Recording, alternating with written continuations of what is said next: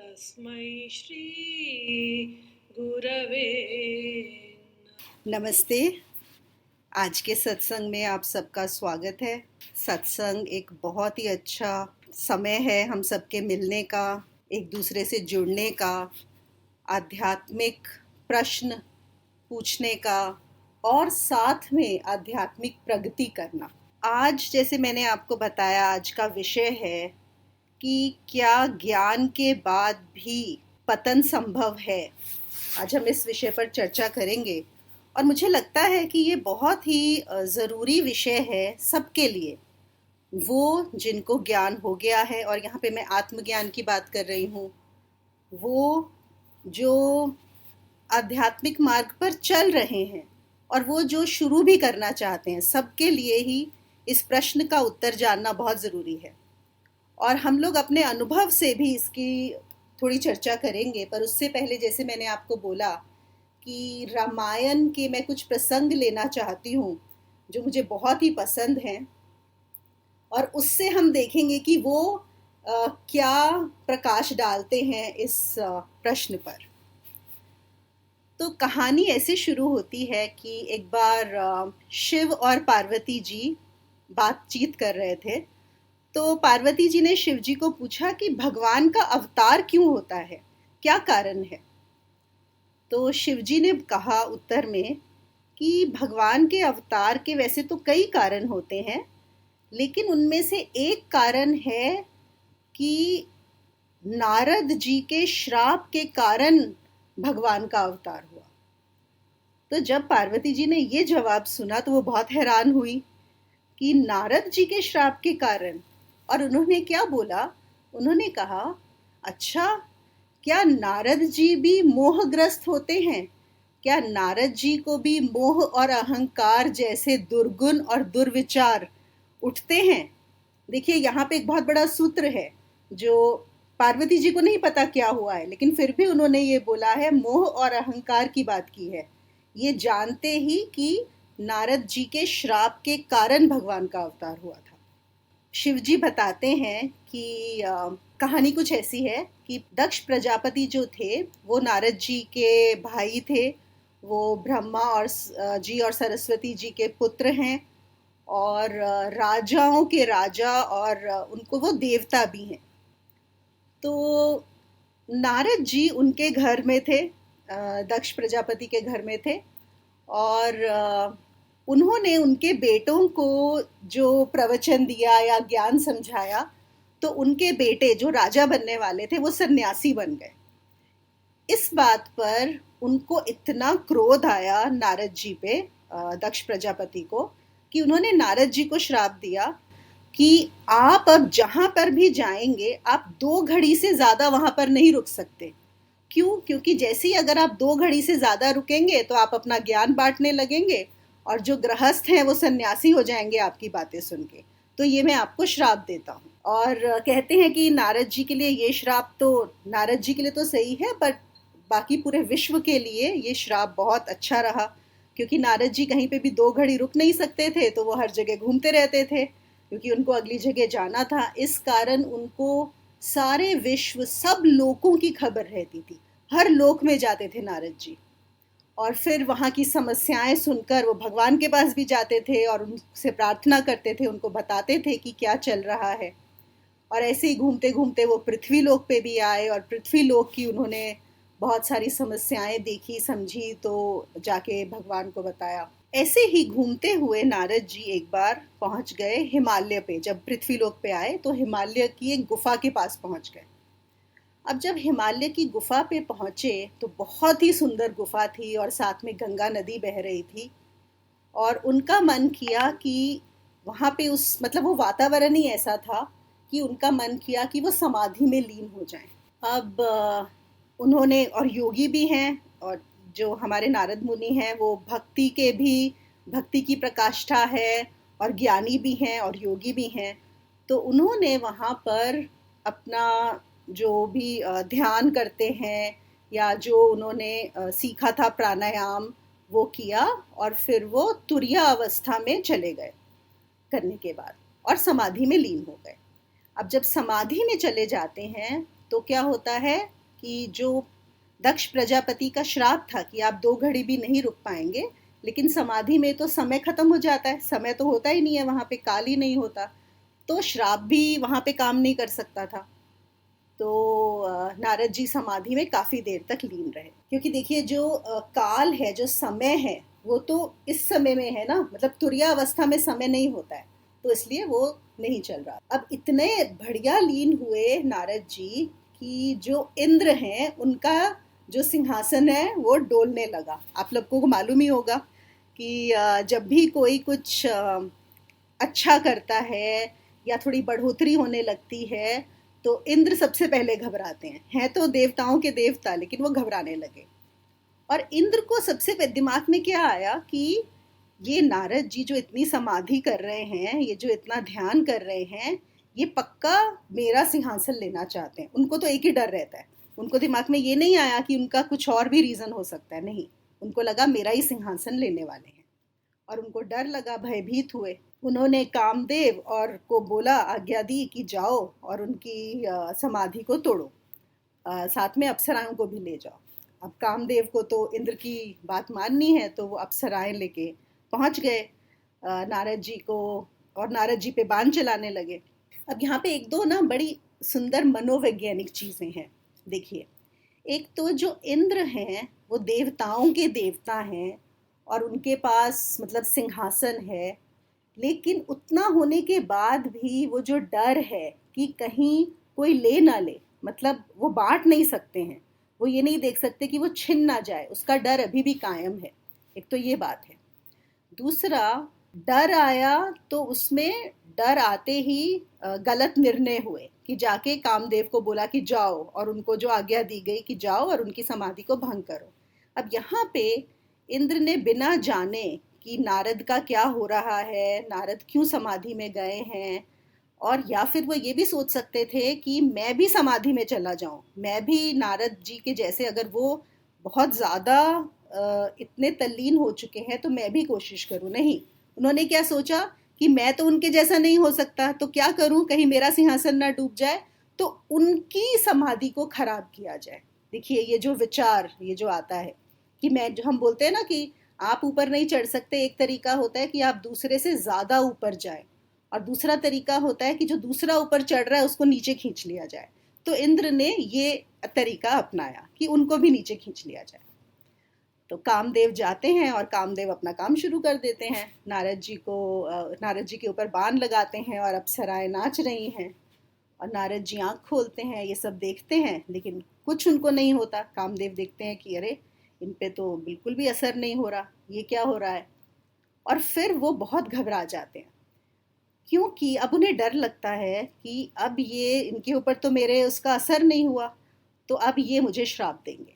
देखो, यहाँ पे फिर डर है कि जब तक हम दूसरे को नीचे खींच रहे हैं, अगर वो खिंच जाए तो हम बहुत खुश होंगे, लेकिन अगर वो हमारे मैनिपुलेशन में, हम जो करना चाह रहे हैं उसके साथ गलत, वो उसमें ना आए, तो भी भय पैदा होता है। फिर से मनोवैज्ञानिक कारण कि अब वो मेरा बुरा करेगा। यही कामदेव के साथ हुआ।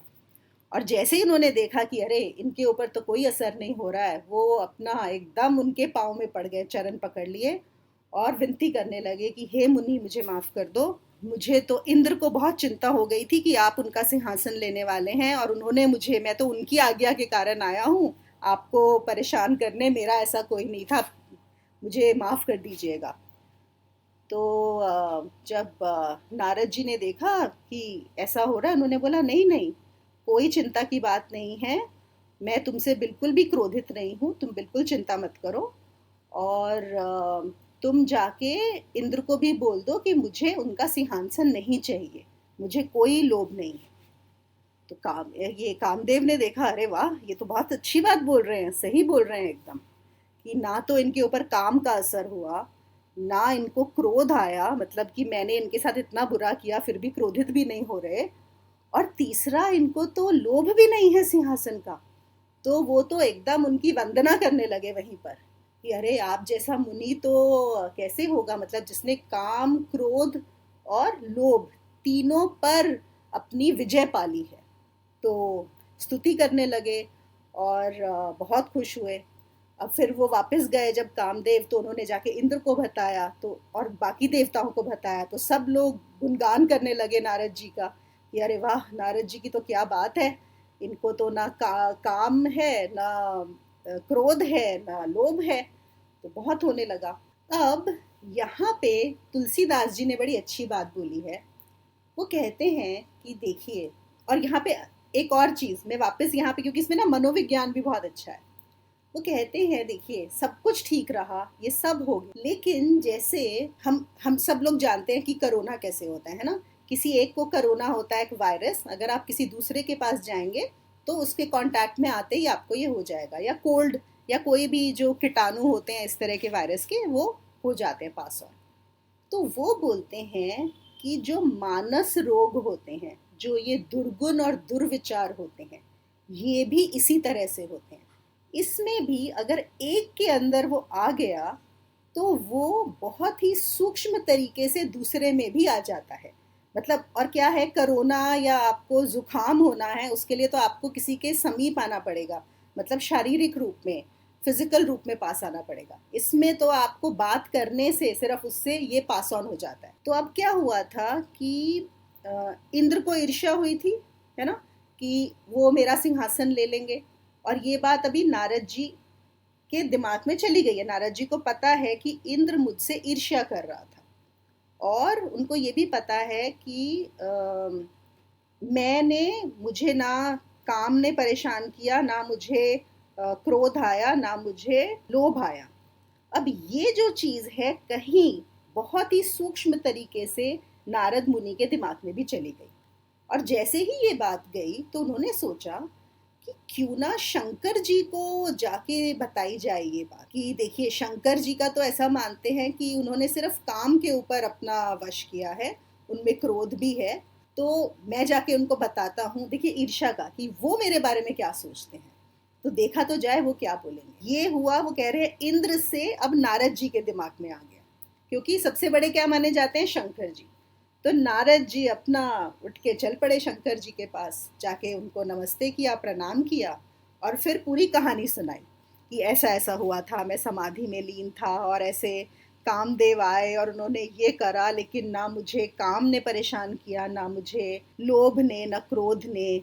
देखिए, अब देखिए, जब वो कोई सुना रहे हैं ये कहानी, तो वो क्या चाहते हैं कि शंकर जी प्रशंसा करें उनकी, है ना। लेकिन शंकर जी क्या बोलते हैं, शंकर जी कहते हैं, हे मुनि, आपने मुझे तो ये सुना दी कथा, कृपा करके ये विष्णु जी को मत बताइएगा आप, बिल्कुल भी। और शंकर जी समझ गए हैं कि नारद जी के अंदर वो कीटाणु आ चुका है। वो शंकर जी देख पा रहे हैं, लेकिन नारद जी नहीं देख पा रहे हैं। और यहाँ पे फिर से गोस्वामी तुलसीदास जी बोलते हैं कि मानस रोग, जो मानसिक रोग जो होते हैं, हमेशा हम अपने आप में नहीं देख पाते, दूसरा देख पाता है हम में, लेकिन हम अपने आप में कभी नहीं देख। और ऐसा भी एक होता है कि जैसे किसी को कुछ शारीरिक बीमारी होती है, अगर आप उसको बताएं, अरे जैसे आप यही बोले कि अरे देखो तुमको जुकाम है, या लग रहा है तुम्हारी तबीयत खराब है, या तुमको बुखार है, तो दूसरा ऐसा लगेगा उसको कि आप उसके प्रति सहानुभूति दे रहे हैं। लेकिन अगर आप किसी को बोलिए कि तुम मानसिक रोग से बीमार हो, है ना, आप लोग सब सोच ही सकते हैं, किसी को ऐसा बोलें तो वो बहुत गुस्सा हो जाएगा, उसको बहुत बुरा लगेगा ये बात कि मुझे मानसिक रोगी बोला जा रहा है। और दूसरा कि शारीरिक तो हम समझ पाते हैं कि हमारे अंदर ये दिक्कत है, लेकिन मानसिक, हमारे मानसिक रोग हमारी पकड़ में नहीं आते, वो दूसरे देख पाते हैं, हम नहीं देख। तो जब शंकर जी ने ये बोला, अब सोचिए, कहाँ तो वो सोच रहे हैं कि शंकर जी उनकी खूब प्रशंसा करेंगे, वाहवाही करेंगे, और शंकर जी बोल रहे हैं कि आप विष्णु जी को मत बताइएगा। मतलब ये तो पूरी बेइज्जती हो गई। और जैसे ही नारद जी ये सुनते हैं, उनके मन में क्या आता है कि शंकर जी तो बहुत ईर्ष्यालु हैं, शंकर जी को मुझसे ईर्ष्या हो रही है कि मैंने काम, लोभ और क्रोध के ऊपर विजय पा ली है और उन्होंने नहीं पाई है, वो ऐसा सोचते हैं। और ये भी एक और चीज है कि हम जब दूसरे में जो बुराई देखते हैं, असल में वो बुराई हम में होती है। और ये मानसिक रोगों की स्पेशल बात है कि जो हमें दूसरों में नजर आता है वो हमारे अंदर होता है, लेकिन हम अपना नहीं देखते। तो यहाँ पे ईर्ष्या के कीटाणु उनके अंदर हैं, लेकिन वो कहाँ देख रहे हैं? वो देख रहे हैं शंकर जी। अब शंकर जी ने तो बोल दिया कि मत जाइएगा विष्णु जी के पास, लेकिन क्या वो सुनने वाले हैं? बिल्कुल नहीं। तो वो चल पड़ते हैं अपना विष्णु जी के पास सीधा वहाँ से। और तो विष्णु जी बोलते हैं, और मुनि कैसे कैसे आना हुआ? तो फिर से वो कहानी बताते हैं अपनी पूरी की पूरी। और विष्णु जी जैसे ही कहानी सुनते हैं तो वो तो खूब उनकी वाहवाही करने लगते हैं। अरे आपके जैसा तो कोई है ही नहीं, क्या बात है, बहुत सुंदर बहुत सुंदर, बड़े खुश होते हैं। तो नारद जी को बड़ा अच्छा लगता है और फिर वो बोलते हैं, देखो विष्णु जी के मन में तो कितने खुश हो रहे हैं ये, और शंकर जी तो इतने ईर्ष्यालु हैं, क्योंकि वो उनके मन की बात कह रहे हैं, जो उनके मन में है वही विष्णु जी कहते हैं, तो वो बड़े खुश हो जाते हैं। अब उनको ये नहीं पता कि विष्णु जी ने भी उनका रोग को पहचान लिया है, और विष्णु जी ऐसे गुरु हैं जो अब उन्होंने रोग देख लिया तो उस रोग का वो निवारण करेंगे। और उसके बाद क्या होता है, शायद आप लोगों को, काफ़ी लोगों को ये पूरी कहानी पता ही होगी, मैं फिर भी पूरी बता देती हूँ। तो जैसे ही विष्णु जी से ये सब बात कह के वो बाहर निकलते हैं विष्णु जी के महल से, तो बाहर उनको नजर आती हैं विश्व मोहिनी। विश्व मोहिनी कौन है? विष्णु जी ही रूप लेके, एक स्त्री के रूप में रूप लेके बाहर खड़े हो जाते हैं। और जैसे ही नारद जी उनको देखते हैं, वो इतनी सुंदर, मतलब आज तक इतनी सुंदर स्त्री उन्होंने कभी देखी ही नहीं है। वो तो सारे लोकों में घूमे हुए हैं, ऐसा रूप उन्होंने कभी देखा ही नहीं है। और फिर वो देखते हैं, और क्योंकि वो तो बहुत बड़े योगी हैं, तो वो समझ पाते हैं दूसरे का सामने देख कर कि इसका भाग्य कैसा है। और वो देखते हैं कि जो भी इससे शादी करेगा, जो भी इसका वर होगा, वो सारे तीनों लोकों का मालिक होगा, सब लोगों का। तो उनके अंदर आता है, अरे उसी समय काम जग जाता है। उनको होता है कि अगर मेरी इससे शादी हो जाए तो बस फिर क्या बात है। तो ये देखिए, काम भी आ गया और लोभ भी आ गया, उसी समय लोभ भी उठ जाता है कि सारे लोगों का मालिक भी होने वाला है और ये इतनी सुंदर पत्नी भी मिल जाए।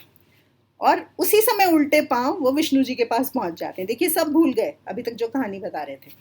उल्टे पांव विष्णु जी के पास जाते हैं, तो जाके बोलते हैं कि विष्णु जी, मुझे एक ऐसा अपना जैसा सुंदर रूप दे दीजिए। बाहर मैंने विश्व मोहिनी को देखा और मैं चाहता हूँ कि वो मेरी पत्नी बने। तो विष्णु जी ने तो ये खेल रचा ही है सारा का सारा। तो वो बोलते हैं, हाँ बिल्कुल तथास्तु। और नारद जी चल पड़ते हैं। और होता ये है कि विश्व मोहिनी का उसी समय स्वयंवर भी होने वाला होता है। तो नारद जी वहाँ पे पहुँच जाते हैं स्वयंवर में। और उनको ये पक्की बात होती है कि विष्णु जी ने उनको इतना सुंदर रूप दिया होगा कि विश्व मोहिनी उन्हीं के गले में वरमाला डालेगी। और वहां पे सब लोग नारद जी को देख के हंस रहे होते हैं, तो उनको समझ नहीं आता कि क्यों हंस रहे हैं। फिर भी उनको लगता है कि शायद मुझसे जल रहे हैं, मुझसे ईर्ष्या कर रहे हैं, इसलिए मुझे देख के ऐसे हो रहे हैं लोग। और फिर विश्व मोहिनी घूमती हैं पूरी। तो नारद जी के सामने जब आती है तो उनको तो लगता है कि बस अभी मेरे गले में डालेंगी, ये तो खड़े हो जाते हैं। इनको मतलब 100% होता है कि मेरे ही गले में आने वाली है माला। तो वो तो निकल जाती हैं इनके सामने से। और तभी विष्णु जी आते हैं वहां पे, और विश्व मोहिनी उनके गले में डाल देती है वरमाला। तो और विश्व मोहिनी को लेके विष्णु जी चले जाते हैं। और फिर नारद जी को जो क्रोध आता है कि ये क्या हुआ, ये तो मुझे करना था और विष्णु जी लेकर चले गए। इतना क्रोध जितना उन्होंने कभी एक्सपीरियंस नहीं किया होता, कभी अनुभव नहीं किया होता। और फिर वो देखते हैं कि जो आसपास के लोग हैं वो इतना हंस रहे हैं उनके ऊपर। तो बोलते हैं, आप हंस क्यों रहे हैं? कहते हैं, अरे जाके अपनी शक्ल तो देखो तुम आईने में। तो देखिए, एक और चीज़ है यहाँ पे। अगर कोई बोले किसी को कि जाओ अपनी शक्ल देखो आईने में, दर्पण में, तो बहुत खराब लगता है, ये भी बड़ा एक तरह से आलोचना होती है। तो खैर वो जाते हैं और देखते हैं। और जब वो अपनी शक्ल देखते हैं तो किसकी शक्ल होती है? बंदर की। बंदर का मुंह होता है। और फिर उनको समझ में आता है कि ये तो विष्णु जी ने उन्हें बंदर का मुंह दे दिया। और उस समय जितना उनको क्रोध आता है, वो क्रोध में आग बबूला विष्णु जी के पास जाते हैं और उनको श्राप देते हैं। उनको श्राप देते हैं कि जैसे मैं तरसा इस विश्व मोहिनी के लिए, तुम अपनी पत्नी के लिए तरसोगे। और जिस बंदर को तुमने मेरे इस पे मुंह पे बनाया ना, तुमने मुझे बंदर बनाया, यही बंदर तुम्हें बचाएंगे उससे। खूब श्राप व्राप दे के फिर वो शांत होते हैं। जब उनका क्रोध शांत होता है तब उनको सडनली रियलाइज होता है कि ये क्या हुआ। उनको पूरी इस कहानी अब समझ में आती है और फिर वो बहुत पछताते हैं कि अरे ये क्या कर दिया मैंने ऐसा। लेकिन तब तक तो खैर बहुत देर हो चुकी होती है और वो इतने बड़े योगी, इतने बड़े भक्त, इतने बड़े ज्ञानी हैं कि उनका श्राप तो जाएगा नहीं। श्राप तो होना ही है, अब उन्होंने दे दिया है तो ऐसा होता है। और इस कारण आप काफ़ी लोगों को आपको पता होगा कि इसी कारण बाद में जो भगवान राम ने अवतार लिया विष्णु का, वो इसी के लिए हुआ था, नारद जी के श्राप के कारण। तो अब हम कहानी देखें, इस कहानी से हमें क्या समझ में आता है इस कहानी में, कि देखिए नारद जी जैसा योगी, ज्ञानी और भक्त, इतना बड़ा है ना, और उनके अंदर भी क्या आया, तीनों चीजें, काम भी आ गया, क्रोध भी आ गया और लोभ भी आ गया, है ना। और ये सब कैसे, मतलब कहाँ से। अब देखिए, अब हम जाते हैं जो पार्वती जी ने पहला वाक्य बोला था। उन्होंने क्या बोला था कि नारद जी को मोह और अहंकार, उन्होंने काम, लोभ और क्रोध की बात नहीं की, उन्होंने मोह और अहंकार की बात की। और यहाँ पे सूत्र है। तो यहाँ पे, और ये सब मैं आपको रामायण में से ही बता रही हूँ जो तुलसीदास जी की दी हुई है, उन्होंने और बहुत अच्छा यहाँ पे विश्लेषण किया है। वो कहते हैं कि इतने सारे दुर्गुण होते हैं, तो हम क्या बोलते हैं ज़्यादातर कि काम, क्रोध, लोभ और मोह, है ना, ये चार माने जाते हैं। तो इसके अंदर ऐसा हो सकता है कि आपका लगे कि काम समाप्त हो गया है, आपको लगे कि लोभ नहीं है और क्रोध नहीं है, लेकिन जो सबसे सूक्ष्म दुर्गुण होता है वो होता है मोह। उससे छुटकारा पाना मतलब एक तरह से नामुमकिन है। वो जो मोह है, मोह किससे आता है, अहंकार से। अहंकार जो जो मैं ये हूँ। तो अब नारद जी के साथ क्या हुआ, आप देखिए, दो तीन बातें हैं यहाँ पे। पहली बात तो, जिस समय कामदेव ने आके उनके ऊपर बाण चलाए, वो उस समय समाधि में तल्लीन थे। और समाधि तो हमें पता है कि सबसे, जिसको बोलेंगे हाईएस्ट, सबसे बड़ी उपलब्धि जो हो सकती है, वो उसमें थे। अब उस स्थिति में जब वो हैं, उस समय काम का काम नहीं चलने वाला, वो नहीं आएगा, ऐसा नहीं होता है। ना ही लोभ आएगा, ना ही क्रोध आएगा, कुछ भी नहीं आएगा। इसको हम ऐसे भी समझ सकते हैं कि अगर आप किसी पार्टी में गए हैं और आपने बहुत अच्छा खाना खाया है, बहुत ही बढ़िया खाना वहाँ पे खाया है, उसके बाद आप अपना घर आते हैं और आपके घर में जो भी सिंपल खाना बना है, क्या आप खाएंगे? अच्छा बना हो तो भी नहीं खाएंगे। क्यों? क्योंकि उस समय आपका पेट कितने अच्छे से भरा हुआ है। तो भरे पेट में आपको भूख नहीं लगेगी, आप वो खाना नहीं खाओगे। तो क्या इसका मतलब है कि अब आपको भूख नहीं लगेगी, आपने भूख को जीत लिया है? बिल्कुल नहीं, है ना। वो तो सिर्फ एक थोड़ी देर की बात है, सुबह फिर से भूख लग जाएगी। तो नारद जी के साथ भी कुछ ऐसा ही हुआ कि वो जब समाधि में तल्लीन थे और उस समय उनको ये सब पता लगा, तो भी तो उनको ऐसा लग गया कि नहीं, अब मैंने इनको जीत लिया है। काम को भी जीत लिया, क्रोध को भी जीत लिया और लोभ को भी जीत लिया। लेकिन उससे भी सूक्ष्म होता है मोह और अहंकार, जो अहंकार के कारण होता है। और बाद में जैसे जैसे आगे चीज़ें चलती गई, जब उनका वो जो स्थिति थी उससे नीचे आ गए, तो फिर क्या हुआ, वो तो विष्णु जी को भी जाके मिले हैं।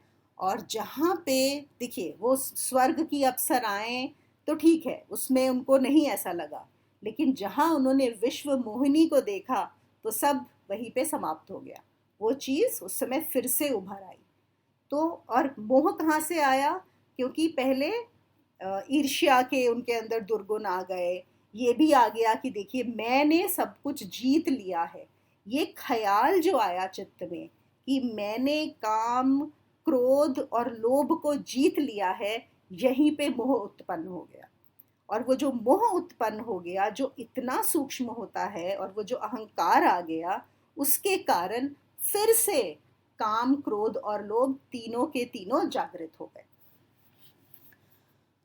तो हमें क्या समझना है? हमें समझने की बात ये है कि जब तक हमारे पास ये शरीर है, जब तक ये मन है, ये सोचना कि कोई भी हो जाए, चाहे हमें ज्ञान हो जाए, कुछ भी हो जाए, ये सोचना कि बस अब तो हो गया, ये बहुत बड़ी गलती ही होगी कि बस अब हम गिर नहीं सकते हैं।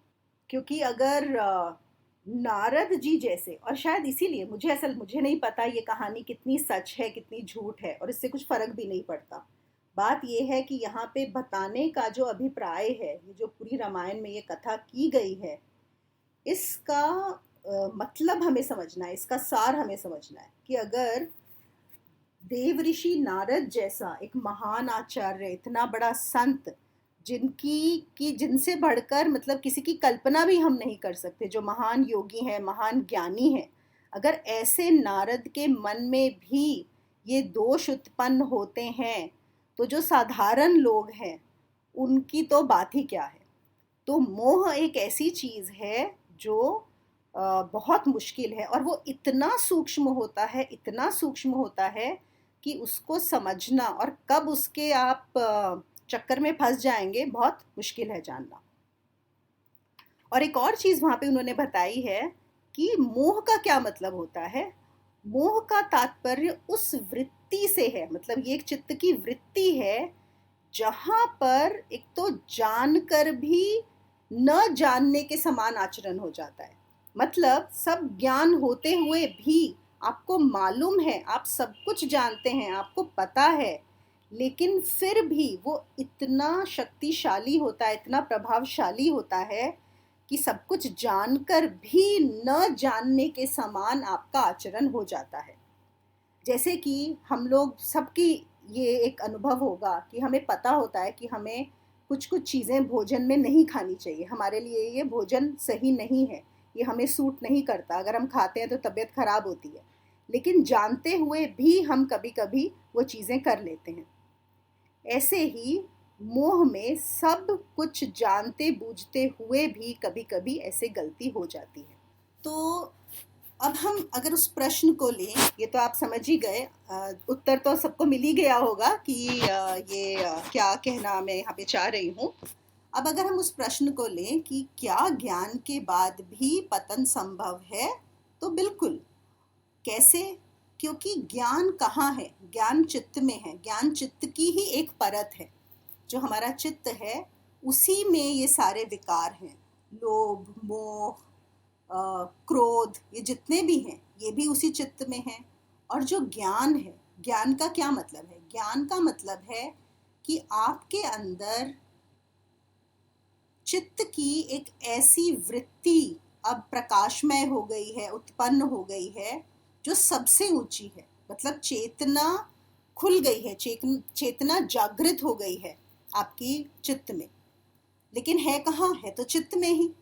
हाँ, ये बात बहुत ज़रूरी है और ये बात बहुत अच्छी है कि चेतना में रहते हुए बाकी सब वृत्तियाँ नियंत्रण में आ जाती है, बाकी सब वृत्तियाँ परेशान नहीं करती हैं।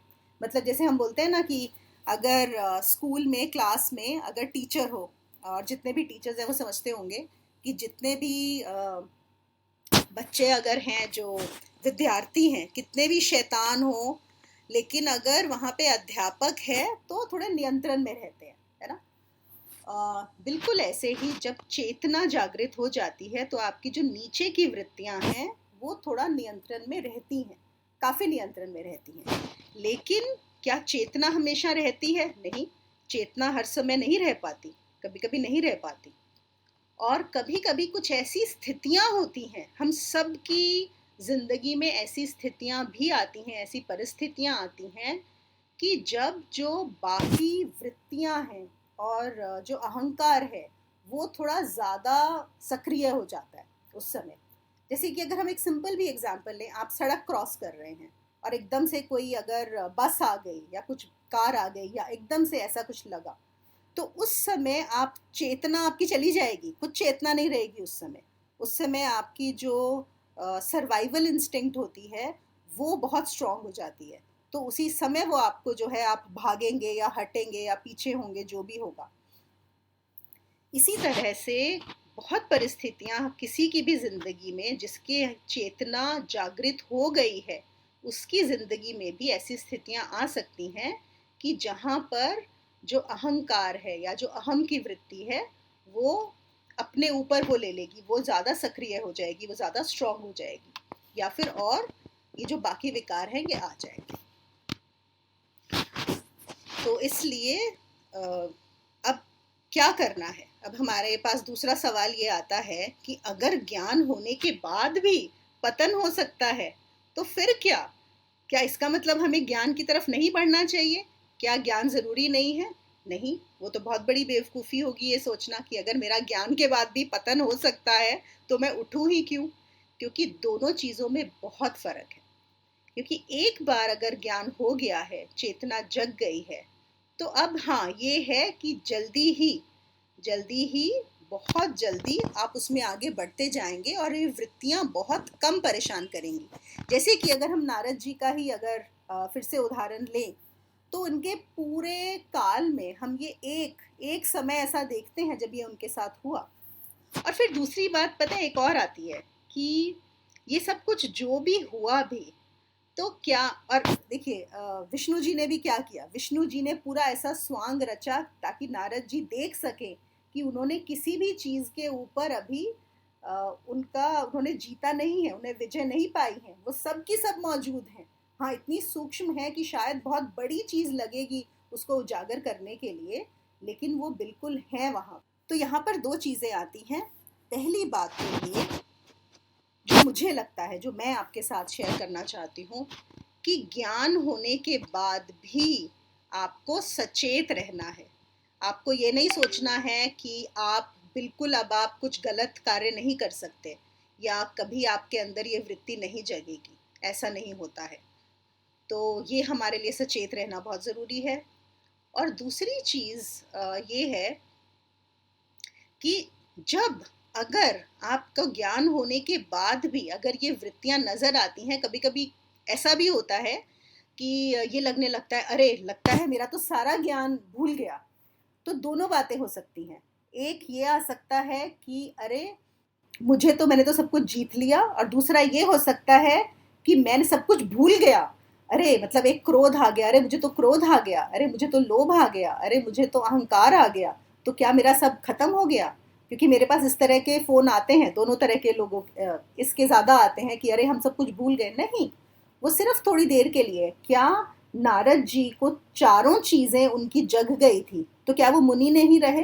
क्या उनका सारा ज्ञान खत्म हो गया? क्या उनकी भक्ति कम हो गई? नहीं, वो सिर्फ टेम्पररी एक वो आया और फिर वो चला गया। तो ऐसा कुछ भी नहीं सोचना है। तो दोनों चीजों में सचेत रहना है। ना ये सोचना है कि बस अब तो हो गया, अब तो निकल पड़ी, और ना ये सोचना है कि कुछ भी आ गया तो बस हम तो गिर गए। तो ये चीजें जरूरी हैं यहाँ पे। एक और मैं आप लोगों के साथ, क्योंकि ये अब चल ही रहा है, एक और किस्सा शेयर करना चाहती हूँ रामायण में से ही। और ये मेरा आप लोगों से सवाल भी रहेगा, सोचिए और फिर जवाब दीजिएगा सुन के।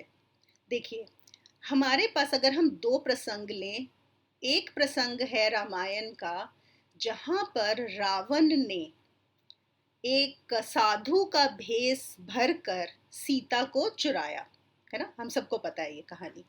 सीता को चुराया और सीता को उठाकर ले गए लंका। लेकिन उन्होंने सीता के साथ कभी कोई दुर्व्यवहार नहीं किया, उसको भोगा नहीं, उसके हाँ की प्रतीक्षा करते रहे, उसको बिल्कुल छुआ भी नहीं। और दूसरी तरफ एक और प्रसंग आता है अहल्या और गौतम ऋषि का। आप लोगों को पता होगा कि गौतम ऋषि थे और उनकी पत्नी अहल्या थी।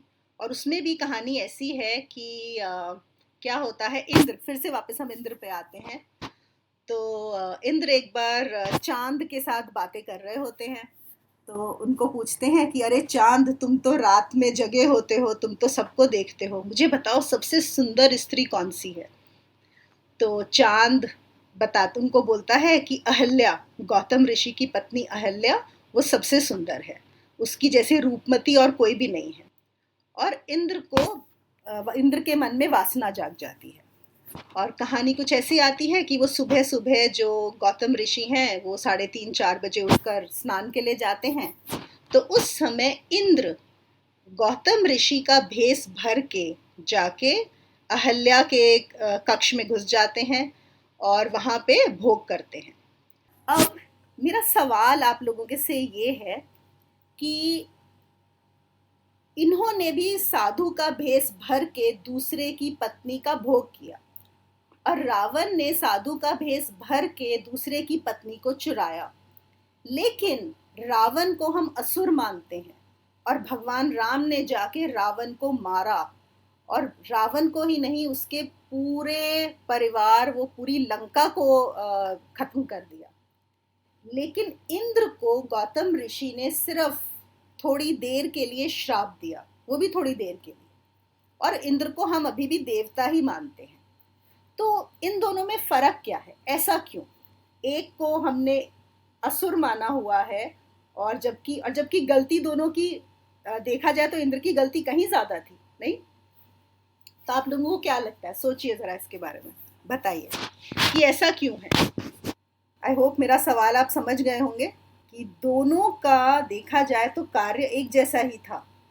दोनों ने साधु का भेष भरा। नैना कह रही है रावण ज्ञानी था तो उसे मानदंड कठोर है। अच्छा, अच्छी। देखिए यहाँ पे हम लोग सिर्फ एक चर्चा कर सकते हैं, हमें नहीं पता कि उत्तर सही है या गलत है। एक अच्छा पर्सपेक्टिव है कि हाँ, रावण तो ज्ञानी था तो उसके लिए उसने ऐसा काम किया, तो ठीक है, अच्छी सोच है। और सोचिए, पाडवेकर बोल रहे हैं इंद्र ने उनके पति का भेष धरा था। अच्छा, तो इसलिए उनको कम सजा दी गई कि कोई बात नहीं, आए तो तुम मेरे ही रूप में थे। अच्छा, जो अभी हमने चर्चा की जिस बात की, थोड़ा उस पर्सपेक्टिव से सोचिए। गलती दोनों ने की है और बिल्कुल बराबर की ही की है। फिर भी एक हमारे देवता हैं, वो भी देवताओं के देवता। इंद्र तो देवताओं के भी देवता है ना। और रावण को हम इतने सालों से हर साल रामलीला में मारते हैं, दशहरे वाले दिन जलाते हैं, मारे ही जा रहे हैं, और इंद्र को अभी भी देवता मानते हैं। ओके, वंदना बोल रही है रावण की छवि राक्षस की थी। हाँ, कुछ कुछ आप उस जवाब के करीब हैं। और सोचिए, इंद्र की देवता की। रावण बदला लेने आया था बहन का, पाडवेकर बोल रहे हैं। हाँ, वो तो है, उन्होंने सीता को इसीलिए चुराया था कि बहन का बदला लिया था। तो देखा जाए तो उनका तो रीज़न अच्छा था, नहीं?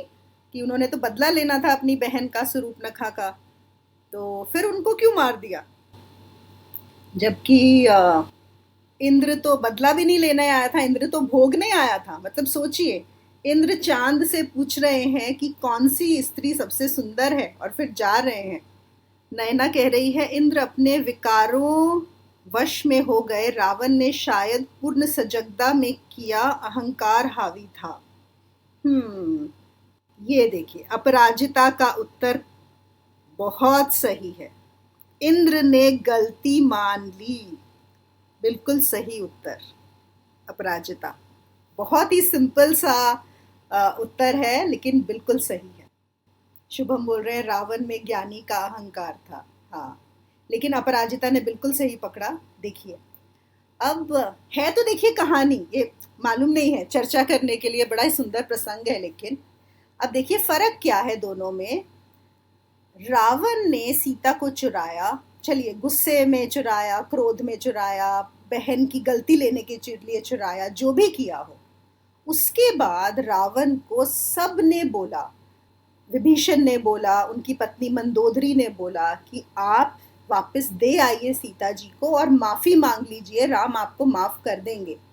लेकिन इतना, जैसे शुभम ने बोला, रावण में इतना अहंकार था, उनकी जो अहंकार की वृत्ति थी, रावण की जो, जिसको हम बोलते हैं ना चित्त वृत्ति में जो निचले स्तर की वृत्तियां होती हैं, वो इतनी ज्यादा थी कि रावण ये मानने को तैयार ही नहीं था कि उसने गलती की है। उसको ये बिल्कुल नहीं था। लेकिन इंद्र के साथ क्या हुआ, इंद्र जैसे ही बाहर निकले अहल्या के कक्ष से, और तभी बाहर निकलते ही उन्हें ग्लानि का अनुभव हुआ। उन्हें लगा ये मैंने गलत किया, और सामने से आ रहे थे गौतम ऋषि। और जैसे इन्होंने गौतम ऋषि को देखा, उसी समय जाके वो गौतम ऋषि के पैरों में पड़ गए और उनसे माफी मांगने लगे। और यहाँ पे ये भी बताते हैं तुलसीदास जी कि इंद्र जो है देवताओं का राजा, वो इतना शक्तिशाली था कि जरूरी नहीं है कि उसे माफी मांगनी पड़ती। वो चाहता तो गौतम ऋषि का गला भी काट सकता था, वो चाहता तो गौतम ऋषि को कैद भी कर सकता था, वो कुछ भी कर सकता था। वो बहुत ताकतवर है इंद्र, कोई छोटा मोटा आदमी नहीं है। लेकिन उसने जो गलती की, उसी समय जाके उनके चरणों में पड़ गया और उसने बोला कि आप मुझे जो भी सजा देंगे मुझे मंजूर है, आपकी हर सजा मुझे मंजूर है, दे दीजिए। तो यहाँ पे फर्क क्या है दोनों में, जो हमने बात की, इंद्र जो हैं उनके अंदर वृत्तियां ऊपर वाली भी हैं, है ना, वो भी एक देवता हैं। लेकिन जो हमने क्या अभी बात की थी कि देव होने के बाद भी जब तक ये मन है, जब तक आपके पास शरीर है, आप किसी भी योनि में हो, अशुद्धि रहती है, पतन हो सकता है। तो वो एक काम उठा, एक वासना उठी उनके अंदर, और जिसकी वजह से उन्होंने गलती की और उन्होंने अपनी गलती को मान भी लिया, तो इसलिए उनको माफ कर दिया गया। अगर आप कोई गलती करते हैं, जो कि हो जाती है, सबसे होती हैं गलतियां, तो माफ कर दी जाती है। और रावण ने जो गलती की, उसने ना तो उसके अंदर जरा सा भी ये ग्लानि थी कि मैंने कुछ भी गलत किया है, और वो निचली वृत्तियां बहुत ज्यादा थी और उनके आसपास भी, इसलिए उनको असुर माना गया है और इसीलिए उनका वध करना पड़ा। तो हम भी यहाँ पे क्या सीखते हैं कि जैसे हमने बोला कि क्या ज्ञान होने के बाद भी हम गिर सकते हैं, तो क्या हम ज्ञान ना सीखें, क्या हम चेतना में ना आए? नहीं, बिल्कुल आए। लेकिन उसके बाद भी क्या हम गिरेंगे? हाँ, गिरेंगे, गिर सकते हैं, संभावना है, ऐसा हो सकता है। हमेशा चेतना नहीं बनी रहती। और ये जो है विकार, इनको हम विकार भी असल में कहना सही नहीं है। विकार तब होते हैं अगर ये अपनी लिमिट से ज़्यादा चले जाएं। थोड़ा बहुत तो सब होता है ना, काम भी है, क्रोध भी है, लोभ भी है, मोह भी है, थोड़ा बहुत तो रहता ही है। आपकी जो चित्त की सारी परतें हैं, उसमें ये परत उनकी भी है और वो ज़रूरी भी है। तो वो कभी ना कभी उठ जाती है, वो ज़्यादा, वो कभी एकदम से उठ गई तो कोई बात नहीं, वो गलती हो गई। तो आपने जो भी कर्म उस समय किए उसके अंदर, तो आपको उनके जो भी आगे परिणाम होंगे वो भुगतने पड़ेंगे। तो इंद्र ने भुगत लिए वो वाले परिणाम, लेकिन रावण नहीं तैयार था, इसलिए रावण को वध करना पड़ा। दिव्यकांति बोल रही हैं, दूसरी बात, रूप बदल के सही अहिल्या की सहमति से काम पूरा किया था, लेकिन रावण रूप बदल के भी इच्छा विरुद्ध काम किया था। हाँ, ये भी बहुत अच्छा दृष्टिकोण है, बिल्कुल, कि अहल्या की सहमति थी। यहाँ पे पता है एक और बड़ी चीज आती है जिसका मेरे पास जवाब उत्तर नहीं है, लेकिन हम चर्चा कर सकते हैं सिंस अहल्या की बात हो रही है। अब देखिए, अहल्या की क्या गलती थी? क्या अहल्या की कोई गलती थी? लेकिन अहल्या को भी, ये देखिए केतन ने भी वही पूछा, तो फिर अहल्या की क्या गलती? बिल्कुल बिल्कुल, मैं भी यही सवाल पूछ रही हूँ केतन, अहल्या की तो कोई गलती नहीं थी, तो अहल्या को क्यों पत्थर बना दिया गया? ये मुझे जवाब अभी तक मिला नहीं है। मेरी एक सोच है जो मैं आप लोगों के साथ शेयर करूंगी, मुझे नहीं पता सही है या गलत है, लेकिन आप लोगों को क्या लगता है? अहिल्या की तो कोई गलती नहीं थी, उसको क्यों पत्थर बना दिया गया? पाडवेकर बोल रहे इंद्र से ज्यादा उनको सजा मिली। हाँ बिल्कुल, इंद्र को तो शायद उन्होंने कुछ ऐसा श्राप दिया था, क्योंकि चांद ने उन्हें बताया था, उन्होंने बोला चांद जैसे ही तुम्हारे पूरे शरीर में फोड़े हो जाएंगे, बड़े बड़े, बिल्कुल चांद जैसे, जो कि काफी देर तक उनको रहे, पर वो ठीक हो गए थे। अच्छा, सत्या बोल रही हैं, because she was aware that's not her husband. क्या ऐसा था? उनको पता था? ये मुझे नहीं पता कि उनको पता था कि नहीं पता था। जो मैंने सुना है उसमें तो ऐसा ही है कि उनको लगा था कि ये उनके पति ही हैं। दीप्त ज्योति बोल रही हैं, अहिल्या के कुछ पूर्व कर्म होंगे। अब हाँ, ये तो अब हम बिल्कुल अनुमान ही लगा रहे हैं यहाँ पे, हमें किसी को भी नहीं पता कि असल में क्या हुआ था, क्यों अहिल्या को सहना पड़ा। अनाया बोल रही हैं, she must have known that he was not her husband. Sangeeta is saying, I was also searching for the answer why Ahalya was punished. Yes. Satya is saying she was a पतिव्रता, she was aware it seems. तो अगर पतिव्रता थी और अगर aware होती तो वो नहीं करती ना। तो जो मैंने एक चीज पढ़ी है वो ये कि अहल्या में ऐसा, अब ये लिखा गया है, मुझे नहीं पता कितना सही है, कि उनके अंदर काम वासना बहुत ज्यादा थी। और शायद जैसे सत्या बोल रही हैं शी वॉज अवेयर, ऐसा ऐसा कई जगह पे, कुछ जगह पे है कि शायद उनको मालूम था और इसलिए उनको जानते हुए भी उन्होंने ये किया। तो इसलिए गौतम ऋषि ने उनको भी श्राप दिया, लेकिन मालूम नहीं है क्या है। दिव्य कांति कह रही हैं अनजाने में सही इंद्र को अपना पति मान लिए। हाँ, हाँ, पर अनजाने में है तो वही तो बात है ना, वही तो हम चर्चा कर रहे हैं कि अगर अनजाने में भी किया, अनजाने में किया तो उनकी क्या गलती थी। Naina is saying cause and effect, कि उन्होंने किया तो बस उनको उसका परिणाम भुगतना पड़ा। Satya is saying she also fail for him in moments weakness. हाँ, अरे वाह, ये बड़ा अच्छा पाटवेकर ने लिखा कि अगर अहल्या वैसे ही राजी थी तो इंद्र को रूप बदलने की क्या जरूरत थी। बढ़िया। देखिए कितने अच्छे अच्छे हम लोग के पर्सपेक्टिव्स निकल रहे हैं।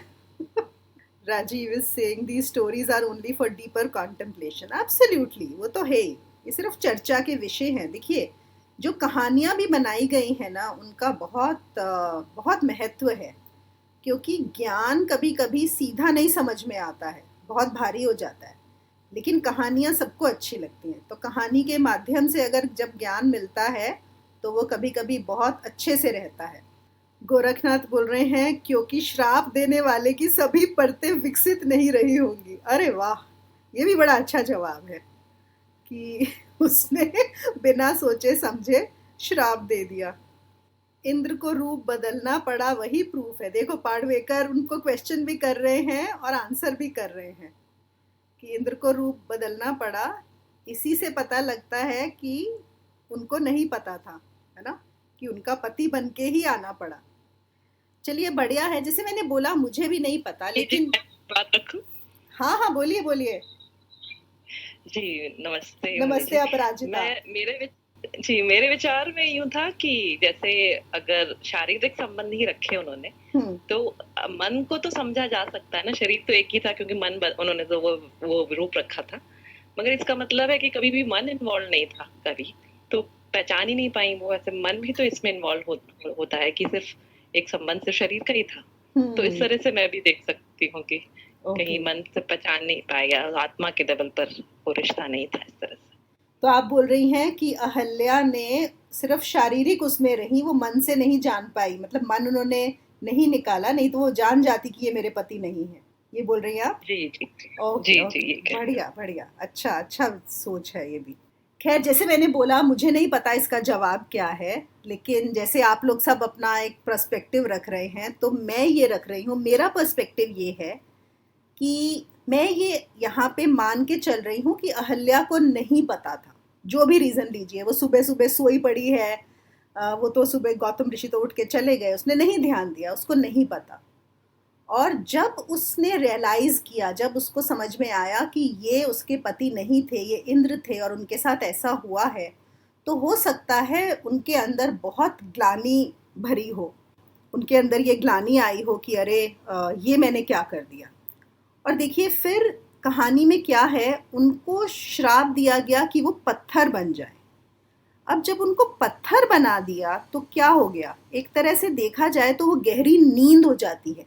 जब आप पत्थर बन गए तो गहरी नींद हो गई, क्योंकि उस समय तो आप श्राप, मतलब एक गहरी नींद में अगर चले गए तो क्या कोई श्राप है उस समय? कोई श्राप नहीं है, आप तो सो रहे हैं। और फिर ये भी कर दिया कि कि जब भी भगवान राम आएंगे और वो उसको छुएंगे तो वो वापस से सही हो जाएंगे। तो और शायद उस समय वो जो गहरी नींद करके जो भी उनके अंदर भरा होगा वो तब तक खत्म भी हो जाएगा, और भगवान राम का स्पर्श करने से तो वैसे ही सारी दिक्कतें खत्म हो जाएंगी। तो ये मेरा मानना है। और दूसरा एक और मेरे दिमाग में आया कि पत्थर, मतलब उनको पूरे को पत्थर नहीं किया होगा, ये एक कहने की उपमा भी हो सकती है कि उनके मन को पत्थर कर दिया, मतलब अंदर से पत्थर हो गई वो, कि बस बिल्कुल जिसको होता है ना कि कोई भी अब भाव भंगिमाएं नहीं चले, ताकि वो ठीक से रह सकें, ताकि वो परेशान ना हो जाएं जो भी उनके साथ ये हुआ। ये मेरा एक पर्सपेक्टिव है, आप लोगों को सही भी लग सकता है, गलत भी लग सकता है, कुछ नहीं है, कोई रीज़न नहीं है, बस ये एक है। तो ये तो नहीं तो हम सबके लिए एक सवाल ही है, हम और सोच सकते हैं और आगे दिमाग लगा सकते हैं। हेलो। नमस्ते मुनि जी। हाँ जी, नमस्ते दिव्यकांति जी, क्या हाल? ठीक है, आप कैसे हैं? बिल्कुल बढ़िया, बताइए। हाँ, इस पर एक मतलब चर्चा चल रही थी पहले भी कि जब तक कोई एक दूसरे के अलग संबंध में रहते हैं, पति या पत्नी, और किसी का संबंध हमारा बने हुए हैं, तो एक संबंध होते हुए अगर हम दूसरे संबंध में जुड़ने जाते हैं तो उसका कर्म बंधन बनता है कुछ। तो उस कर्म बंधन के कारण इंद्र को भी मतलब कुछ सजा भोगनी पड़ी, और अहिल्या को भी उसको कर्म बंधन भोगने के लिए कुछ दिनों के लिए उन्हें पत्थर बनाया गया। ये मेरा अपना सुझाव है, क्योंकि उनके पति से वो अलग नहीं हुए थे, छूटे नहीं थे, वो पूर्ण पहले से ही संबंध में थे, और इधर इंद्र भी पहले से ही अपना उनका पत्नी था। तो इसलिए कहा जाता है कि हमारा एक पत्नी या पति होते हुए भी दूसरे के पति या पत्नी पर या दूसरे पर स्त्री पर या पर पुरुष पर नजर मतलब गलत रिलेशन नहीं बनाना, ये भी इनका एक मतलब संदेश होगा। इसलिए उनको ये सजा दी गई होगी कि जब तक हम पूर्ण रूप से अलग अकेले ना हो जाएं, अलग ना रहें, तब तक हमें किसी दूसरे के साथ एक ही साथ दो व्यक्ति के साथ संबंध नहीं रखना चाहिए। जी हो जी। सकता है मेरा अपना जो सोच है। नहीं, बहुत अच्छा। तो ये पर्सपेक्टिव है, बहुत अच्छा दृष्टिकोण है, अच्छा लगा मुझे, बिल्कुल। तो अच्छा है, देखिए एक ही जी कहानी धन्यवाद। से हमें कितने अलग अलग सोचने के तरीके मिल रहे हैं कि क्या क्या हो सकता है। Okay, Rajiv is saying perhaps the reason for Rishi giving curse was due to the fact that although Ahilya was not directly responsible for not recognizing Indra, but the early morning time was odd, so she could have doubted and perhaps he took this as her fault. तो बढ़िया, I think अच्छी चर्चा रही। हाँ पाडवेकर, please बोलिए। हाँ, नमस्ते सभी को। इसमें जो इंद्र को उनके पति का रूप लेके आना पड़ा, तो उसी से मालूम पड़ता है कि वो पति के मतलब पतिव्रता थी, पति के अलावा किसी को पास नहीं आने देती थी। और दूसरी बात, जो श्राप दिया उनके पति ने, ऋषि ने, तो इसलिए है कि वो जो समय था वो ब्रह्म मुहूर्त का था, और वो बोलते थे कि इतने साल अपना दाम्पत्य होकर भी मुझे पहचान नहीं पाई, मेरा साधना का समय क्या है, और ब्रह्म मुहूर्त में ऐसा कृत्य कैसे हो सकता है, जैसा राजीव जी ने कहा, उसकी वजह से भी उनको श्राप दिया गया होगा, ऐसा मुझे लगता है। बहुत अच्छा, बहुत अच्छा ये आपने दृष्टिकोण दिया पाडवेकर, कि हाँ, कि रोज अगर एक दिनचर्या है, उस समय ब्रह्म मुहूर्त के समय गौतम ऋषि नहीं होते हैं, तो कैसे उन्होंने सोच लिया कि आज वो होंगे उस समय। बिल्कुल हो सकता है, बिल्कुल। संजीव पूछ रहे हैं साधक के लिए डर का क्या महत्व है? जी, देखिए, साधक के लिए ही नहीं, सबके लिए डर का महत्व है। डर बहुत ज़रूरी है। क्यों ज़रूरी है? अगर प्रकृति ने अगर हमें डर दिया है तो उसका कोई कारण होगा ना। उसका कारण है हमारी प्रोटेक्शन, जो हमारा सर्वाइवल है, हमें बचाने के लिए बहुत ज़रूरी है। हम अंधेरे में क्यों नहीं जाते हैं? अंधेरे से सब बच्चों को, मतलब बचपन से ही ऐसा होता है कि सबको डर लगता है, बड़े होके भी डर लगता है अगर बिल्कुल अंधेरा हो। बड़ा अच्छा कारण है कि हमें अंधेरे से डर है। अगर अंधेरे में हम जाएं, क्या पता वहाँ पे कोई सांप हो, बिच्छू हो, कोई बैठा हुआ हो, कोई वायर पड़ी हुई हो खुली, कुछ भी हो सकता है। आपके शरीर और आपके मन को हानि पहुंच सकती है अनजाने में ही, अगर अंधेरा है तो प्रकृति ने वो अंधेरे का डर आपके मन में डाला है ताकि आप अपनी रक्षा कर सकें, इस जीव की रक्षा हो सके। लेकिन जब वो डर की जो वृत्ति है जो हमें दी गई है, वो अगर ज़्यादा हो जाए, मतलब वो इम्बैलेंस हो जाए, अगर वो ऐसी चीज़ों में आने लगे जहाँ पे डरने की ज़रूरत नहीं है, वहाँ पर डर हमारे लिए हानिकारक हो जाता है। और डर एक और चीज़ भी है। देखिए, जब आपने पूछा कि साधक के लिए कैसे अच्छा है, तो कहीं ना कहीं एक डर भी साधक को प्रेरणा देता है अध्यात्म के पथ पर चलते रहने के लिए। क्योंकि एक डर होता है कि अगर मैं यहाँ पर नहीं चला, ये जो संसार में चल रहा है, जो मैंने अभी तक सोचा है, माना है, यहाँ मेरा उद्धार नहीं होने वाला, यहाँ मेरा पतन ही पतन है, अब मैं इस संसार में वापस नहीं जा सकता। तो अगर उसका साधना में मन भी नहीं लगता, और मैं आपके साथ शेयर करूँगी कि मेरा खुद का भी ये अनुभव रहा है। कुछ समय पे कभी कभी ऐसा होता था कि जैसे अगर मुझे क्रिया करनी है या अपनी साधना करनी है, अगर मन नहीं हो रहा, कभी कभी नहीं करता मन करने का, लेकिन जो चीज़ बार बार प्रेरित करती है वो ये कि अरे नहीं, इसको नहीं मिस किया जा सकता, क्योंकि कहीं ऐसा ना हो कि फिर से ये जीवन खत्म हो जाए और समझ में ना आए कि क्या है, और वापस ये जो दिख रहा है इसमें पड़ी रहूं। तो वो एक डर आपको आगे चलने के लिए, आगे बढ़ने के लिए बहुत ज़रूरी है।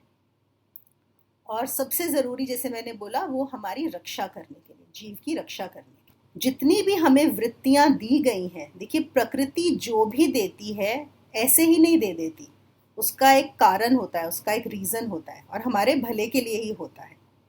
बस क्योंकि हम उसका जिसलिए दिया गया है इस्तेमाल ना करके उसको इतना बढ़ा देते हैं कि वहाँ पे हमें प्रॉब्लम होने लगती है। तो नैना वही हमारे अहल्या के उसमें बोल रही हैं कि रात नहीं तो सवेरा नहीं, वे पत्थर नहीं होते तो श्री राम से उद्धार नहीं होता। देखिए ये भी बहुत अच्छा सोच है नैना, बहुत सुंदर, कि चलिए जो भी हुआ, रात हुई तो ही सवेरा हुआ ना, वो पत्थर बनी तो श्री राम आए और उन्होंने उनको छुआ, इस बहाने श्री राम का स्पर्श मिला, शायद नहीं तो नहीं आते, है ना।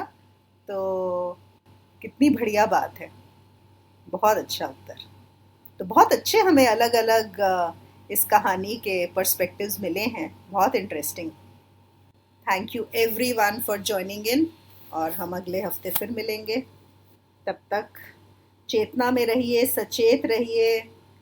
अगर चेतना आ गई है तो ये मत सोचिए कि बस अब तो हो गया, और अगर चेतना आने के बाद भी थोड़े से गिर पड़े हैं कभी कभी, तो ये मत सोचिए कि गिर गया और मेरा ज्ञान गायब हो गया, मेरी चेतना गायब हो गई। कोई बात नहीं, बस खेल है, मज़ा लीजिए।